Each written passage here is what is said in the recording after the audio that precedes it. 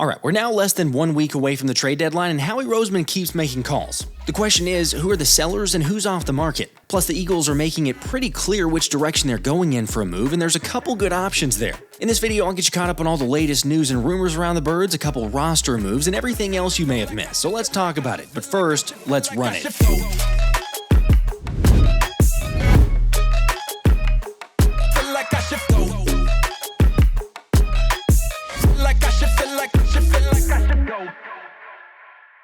What's up, guys? 1 week away from the NFL trade deadline, or less than 1 week away, and it's fair to wonder if the Eagles' latest moves are setting up for something big. However, before we get there, I gotta share the best move I've seen possibly all year. And it's no surprise that this one is coming from Big Dom following the Cam Skattebo injury on Sunday. So yeah, after the Giants' rookie sensation suffered the awful dislocated ankle and was taken to Penn Presbyterian Hospital in Philly, he had Big Dom show up the day after surgery with a pizza and cheesesteaks to show the brotherly love. The question, honestly, is, was it Angelo's? Or, where else do you go to get a get-well-soon meal? Personally, judging by Cam's thank you post for the support, Philly showing him the love, and Dom making sure him and his family felt supported throughout the entire thing, kinda leads me to believe it was Angelo's. Regardless, look, I know that we're bitter rivals with the Giants, but at the end of the day, we're human, and seeing that type of brotherly love, like showing the support there, knowing the guy that Big Dom is, it's really so awesome to see him get the recognition, obviously being the character guy, but how can you not just love that story? Of course, it doesn't hurt to get on New York's good side, with Jordan Schultz reporting that there are many out there who believe pass rusher Kayvon Thibodeaux may be surprisingly not in the Giants' long-term plans. So yeah, GM Joe Schoen might be getting a call from Dom after taking care of Skattebo. Someday, and that day may never come, I'll call upon you to do a service for me. Look, it's total speculation, as is just about everything at this point, but with the Giants losing on Sunday, losing their star running back Cam Skattebo, they're not really going to do a whole lot this season. Now, yes, Thibodeaux, we can get into this. He's been playing really well. But if Howie Roseman's willing to pay extra, as most teams have to around the trade deadline, it would possibly make some sense for New York. After all, you think back to this past offseason, and the Eagles were rumored to be linked to Thibodeaux then. Granted, there's also the line of thinking, and it kind of makes a whole lot of sense, that Joe Schoen may not want to make any deals with Philly considering what happened with Saquon. I will not forgive that. Can't necessarily say I blame him for the way things have played out with Saquon. At the same time, though, it wasn't a trade. Let's remember this. Joe Schoen could have stopped this. He could have had Saquon Barkley back. He chose Daniel Jones. And now, the irony, the hilarious part is that Saquon won a Super Bowl with the Eagles.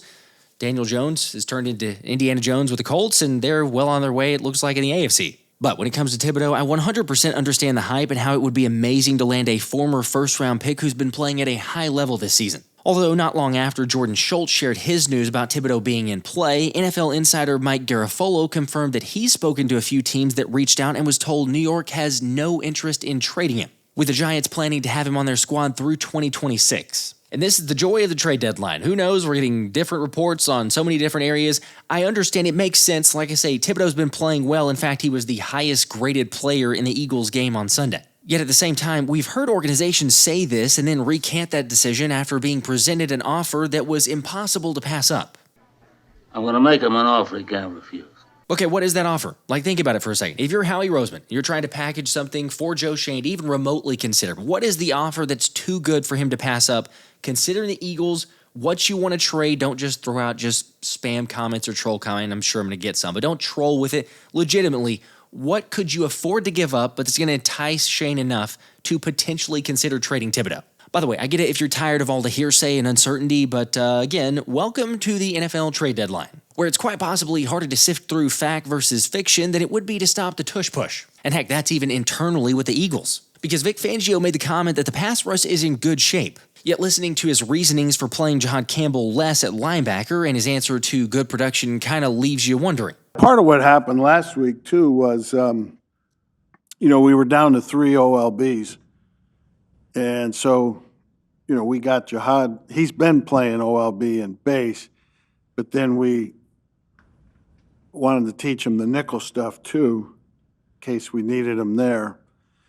So his week last week was choppy from a mental standpoint, in that learning a new position and learning new assignments that he hadn't been exposed to before because of our lack of guys at that position. So that played a part in him not playing as much.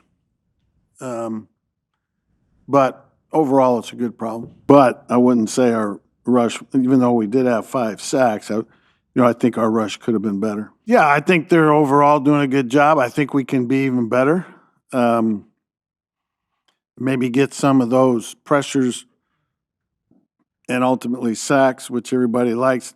To me, it's just, are you affecting the quarterback or not? Personal opinion, but one, it's good to hear Fangio admit that. And then two, I think this sets the stage for Philly to possibly make a bigger move. By the way, in case you're not aware of what I'm talking about, Howie Roseman has begun making roster moves. But before I get to the moves and what it means for the Birds, I want to give a quick shout out to the sponsor of today's video, Bear Mattress. I thought about this the other day, but it's been over a year and a half since I got the Bear Mattress, and it's honestly been one of the best decisions I've ever made. Now, obviously, a lot's changed over that time, yet the one thing that's remained consistent is my sleep has never been better with Bear's premium fiberglass-free mattress customized to the way I sleep. Of course, don't just take my word for it, because Bear ran a survey on over 300 of their recent customers where 82% saw an improvement in their sleep quality on their new Bear mattress. And right now, they're running a special that's a higher discount than what's offered on site, so either scan the QR code or go to bearmattress.com/Philly special to take advantage of it. Here's what you do. Click on the link or scan the QR code, take Bear's sleep quiz, and it'll remove all the guesswork on what you need.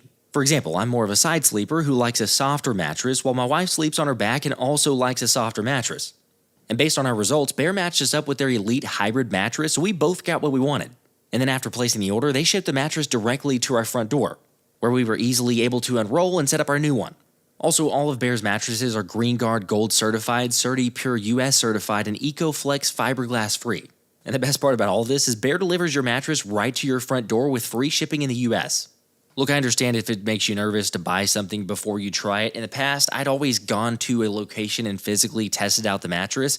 But I gotta say, this one worked. They have a 120-night sleep trial to make sure that you absolutely love it. And they also have a limited lifetime warranty, and they even offer financing options and flexible payment plans.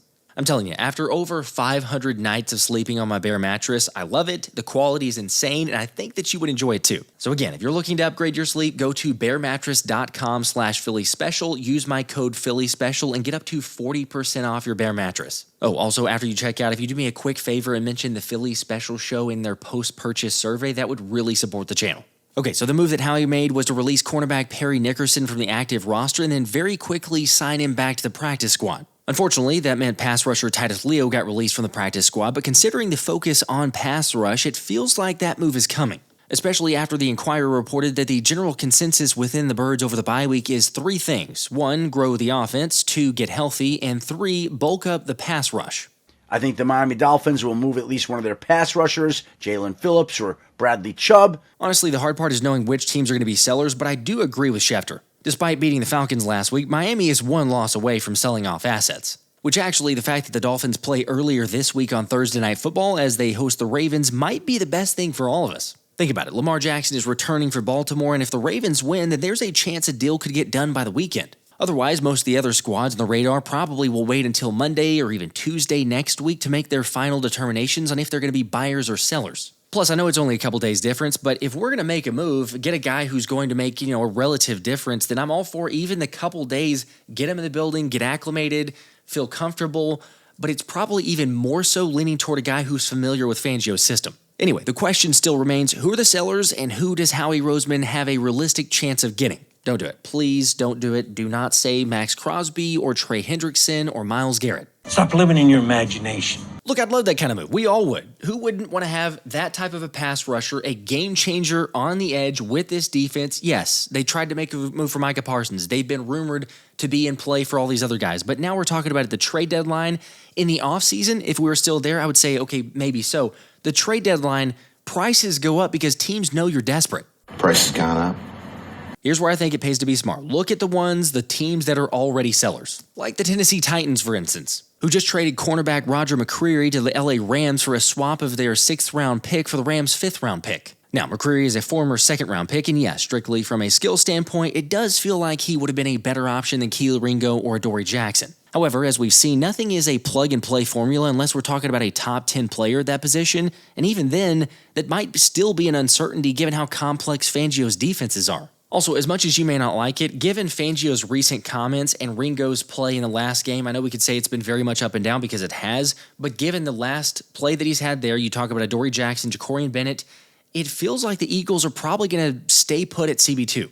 No, Don't like that. I know, but maybe they can find some consistency there, or Jakorian Bennett takes the job and runs with it coming out of the bye week.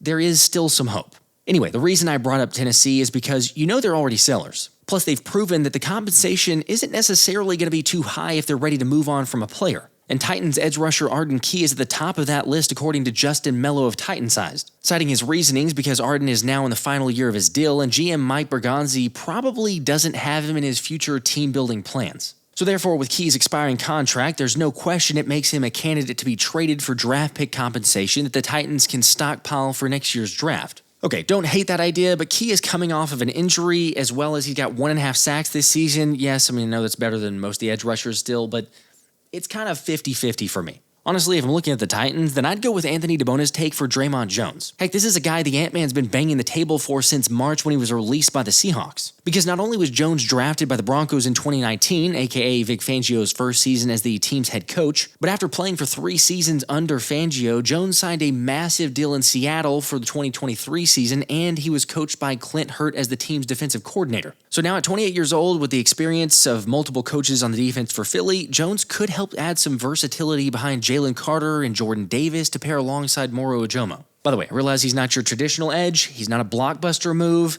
but he does have 1 sack in 3 consecutive games, so there is that, and you're adding just another piece to the interior defensive line. Or on that same front, if you want to continue with that line of thought, Jimmy Kempski threw out the idea of another option in veteran Calais Campbell. He's so old.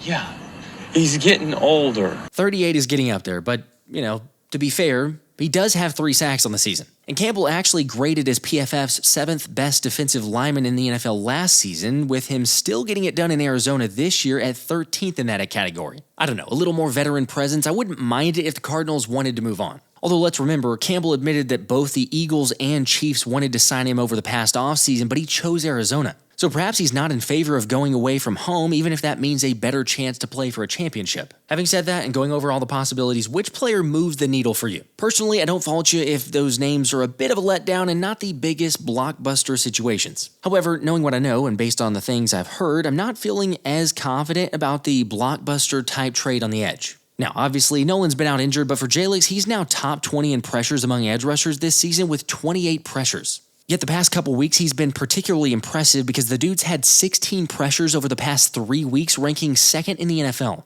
And over the last 2 games, Jalyx has had 9 hurries, 3 quarterback hits, 1 interception, and 1 sack. Jalyx has played good all year, I think. Obviously, he's had his plays he'd like to have back, but he's a young guy who's progressing. So, we're in good shape there. It took longer, way longer than we really wanted it to take, but the Eagles' pass rush is starting to get home. They do need another player, but it's like balancing the options there, right? Because you have Jalyx Hunt, you have Nolan Smith, they need to get snaps. I feel like this is the category where I continue to say this. Jaelan Phillips seems like the most realistic because there's a guy who can get in there, add to the rotation, but he's not going to take significant snaps and play time over Jalyx Hunt and Nolan Smith. He's familiar with Fangio's category. At the end of the day, you look at it and say, Fangio drafted Jalyx Hunt. You hear him talk about him. You see the way that he does every time that he mentions Jalyx. They're not giving up on him. So that's why I just maintain it's not going to be this massive blockbuster. The biggest one that I see would probably be the Jaelan Phillips. Anyway, well, that probably makes a little bit of sense. What does not make sense is all this A.J. Brown trade talk, with Diana Rossini saying the Eagles will insist everything is fine with their star wide receiver, but many around the league can see it plainly on tape. If the star wideout continues to seem miserable leading up to the deadline, does something have to change? At this point, it's just idiotic and unbelievable how many times she continues to stir up this rumor. Which gets even crazier realizing she wrote that after getting a quote from owner Jeffrey Lurie, who when asked about hypothetically if AJ wanted to get traded, he said, "We're not trading AJ Brown. And also, we do what's best for the team and wouldn't even consider it, even if he asked to leave unless we really felt like it was the best situation for the Eagles. Everything else is secondary." Now, I'm not going to lie, kind of felt like a subtle reminder to AJ to get in line. What's the matter with you? Sorry, ain't nothing bigger than the collective. As we all know, they're not trading A.J. Brown. I'm sorry, it's just not going to happen. Now, in the offseason, it's a story for a different day. Maybe. I won't say no, but this season, it's not going to happen. It's just insane to notice the difference in reporting for the Eagles versus the Raiders, for example. Like, take Diana Rossini's stance with the A.J. thing, and then look at Las Vegas, who's in a much worse situation, yet she phrases them as, despite the Raiders' early struggles in the first year of the Pete Carroll, John Spytek regime, Mark Davis is preaching patience. Man, how consistent, fair, and unbiased that reporting is. I hate so much about the things that you choose to be. It's good that the bye week is here to just, take a deep breath and reset. Anyway, let's end on a positive note because we got that running game unlocked, with Reuben Frank pointing out just how unbelievable it was to have 2 running backs rush for over 100 yards and have over 10 yards per carry. Seriously, what Saquon Barkley and Tank Bigsby did on Sunday made the Eagles just the 4th team in NFL history and 2nd in more than 70 years with 2 backs to do that. In case you were curious, the last tandem to accomplish that feat was in 2006 when the Jaguars did it with Fred Taylor and Maurice Jones-Drew. We knew we were close as an offense in certain games, and there was a few things we just need to kind of continue to work through, and to feel that was good. It was a good sign. And we understand, throughout the rest of the year, we're going to have some ups and downs, just how it works. But we also know we were trending in the right direction and what we're capable of. So we just got to continue to push through that and add more layers to it and see what else it can bring us. By the way, I was kind of taking a look at this earlier, but the increase from just one game was kind of crazy to see stat-wise. So check it. Tank Bigsby increased his career, and yes, I said career rushing average from 4.1 yards per carry to 4.4 based on that one game. Meanwhile, for Saquon, he raised his rushing average from 3.3 yards per carry on this season to now 4.1. And like we said, the offense is still just heating up and finding a rhythm. Honestly, just like the defense, I really believe this offense is just going to keep getting better the longer the season goes on. All right, heads up, I should have one more video that I'll drop this week before going out on a little bit of a family vacation, a mini one. I know the trade deadline's happening. You're going to say, Josh, that's terrible timing. I know, but family vacation, taking some time away, the bye week 2 for us.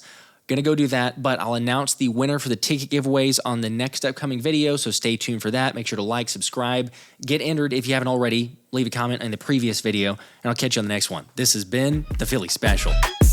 Like I should feel like